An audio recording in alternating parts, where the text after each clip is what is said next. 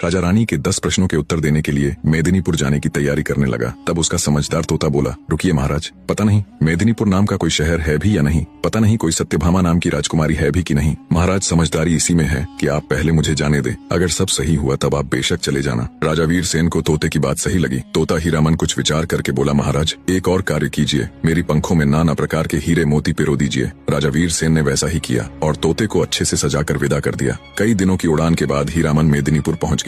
वहां जाकर वो राजकुमारी सत्यभामा के महल की छत पर जा बैठा। जब सत्यभामा का ध्यान उस तोते की तरफ गया तो वो भी उसकी सुंदरता देख अचंभित रह गई। उसने इतना सुंदर और हीरे मोती के पंखों वाला तोता कभी नहीं देखा था। राजकुमारी बोली, हे तोते, तुम किस देश से आए हो और किस देश को जाओगे? तुम्हारा यहाँ आने का मकसद क्या है? तोता बोला, हे रानी, चंद्रावती नगर के राजा वीरसेन ने मुझे यहाँ भेजा है। मैं तो बस ये पता करने आया था कि सच में कोई मेदिनीपुर नगर और राजकुमारी सत्यभामा असल में है कि नहीं। पर हे रानी, मैं तुमसे एक बात पूछना चाहता हूँ, सच बताना, तुम इतनी उदास क्यों हो? ऐसे क्या पाप किए है तुमने? तोते की बात सुनकर राजकुमारी सत्यभामा हैरान रह गई। उसने अपने मन में सोचा, ये तोता नहीं बल्कि कोई राजकुमार है। यह मंत्र से तोता बनकर मेरा भेद लेने आया है, इसको पकड़कर मार देना चाहिए। ये विचार कर रानी बोली, सभी लोग जन्म से ही पापी होते हैं जो इस संसार में आते हैं। मैंने इस शरीर को पाकर कोई सुख नहीं पाया। हे सुआ महाराज, मैंने वर ढूंढने के लिए बहुत से देशों में ब्राह्मणों को भेजा, लेकिन किसी से भी मेरी जोड़ी नहीं मिली। राजकुमारी की बात सुन तोता बोला, हे राजकुमारी, जैसी तुम सुंदर और आकर्षक हो वैसे ही मेरे राजा हैं। विधाता ने तुम दोनों की जोड़ी बनाई है, इसलिए तुम मेरे साथ चलो।